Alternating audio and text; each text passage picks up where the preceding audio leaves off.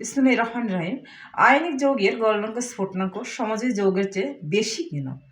Ionic যৌগে ধনাত্মক ও ঋণাত্মক আধান পরস্পরের কাছাকাছি থেকে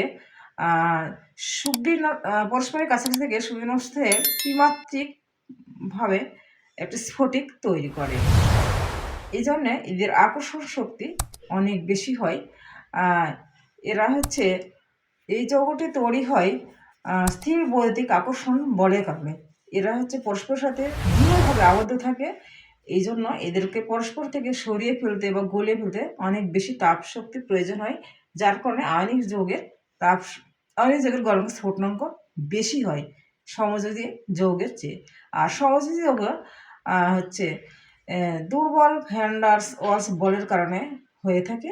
এরা হচ্ছে এদের আকর্ষণ বল কম, এরা পরস্পর থেকে এদেরকে পরস্পর থেকে সরিয়ে ফেলতে বা গলিয়ে ফেলতে কম তাপশক্তির প্রয়োজন হয়। এই জন্য সমযোজী যৌগের গলনাঙ্ক স্ফুটনাঙ্ক কম হয় আয়নিক যৌগের চেয়ে।